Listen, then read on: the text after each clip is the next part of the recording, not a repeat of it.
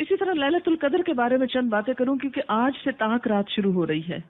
آج 21ویں رات ہے انشاءاللہ تعالی، تو ہو سکتا ہے آج ہو یا 23ویں یا 25ویں 27ویں 29ویں سے کوئی ایک رات ليلۃ القدر ہو سکتی ہے.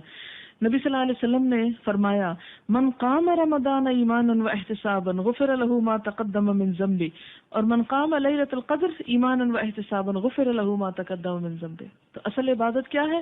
جس نے ایمان اور ثواب کی نیت سے قیام کیا اس کے پچھلے سارے گناہ معاف ہو جاتے ہیں. تو اس میں اصل چیز ہے نوافل پڑھنا، قیام کرنا، لیکن اس کے علاوہ کوئی اور ذکر، وظیفہ، قرآن ترجمے سے پڑھنا یا کوئی اور چیز جو بھی نیکی کا کام ہو وہ آپ کر سکتے ہیں.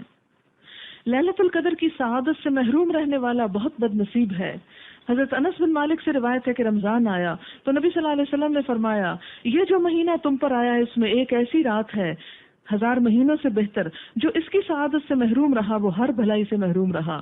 فرمایا ليلۃ القدر کی سعادت سے صرف بد نصیب ہی محروم کیا جاتا ہے کہ وہ اس دن کوئی نیکی نہیں کرتا. ليلۃ القدر رمضان کے آخری عشرے کی تاک راتوں میں تلاش کرنی چاہیے.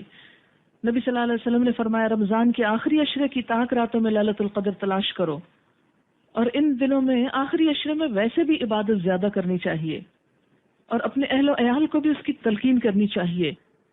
حضرت عائشہ فرماتی ہے کہ نبی صلی اللہ علیہ وسلم رمضان کے آخری عشرے میں باقی دنوں کی نسبت عبادت میں بہت زیادہ کوشش کرتے تھے، بہت تھکتے تھے اس میں. حضرت عائشہ فرماتی ہے کہ جب رمضان کے آخری 10 دن شروع ہوتے تو نبی صلی اللہ علیہ وسلم عبادت کے لیے کمر بستہ ہوتے، راتوں کو جاگتے اور اپنے اہل و عیال کو بھی جگاتے. پوری رات جاگنا ضروری نہیں ہے، تھوڑی سی رات بھی، یعنی آدھی رات یا نصفہ او انقص منہ او زد علیہ، جو آپ چاہیں کر لیں. حضرت ابو ذر کہتے ہیں کہ نبی صلی اللہ علیہ وسلم نے فرمایا جس نے رمضان میں امام کے واپس ہونے تک امام کے ساتھ قیام کیا یعنی تراویح، اس کے لیے ساری رات کا قیام لکھا جائے گا، ساری رات کا ثواب، یعنی باجماعت تراویح کا اتنا بڑا اجر ہے.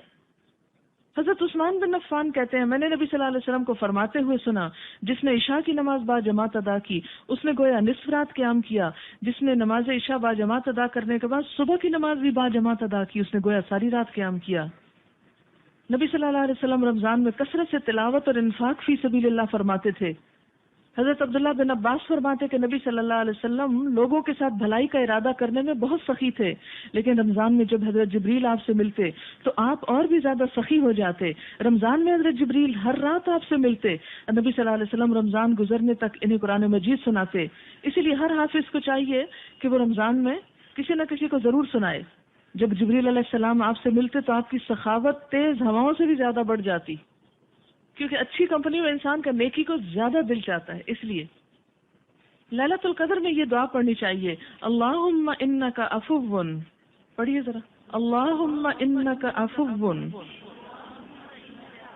تحب العفو فاعف عنی، اللہم انک عفو تحب العفو فاعف عنی. اگر سب گھر والوں کے لیے کہنا چاہیں تو فاعف عنا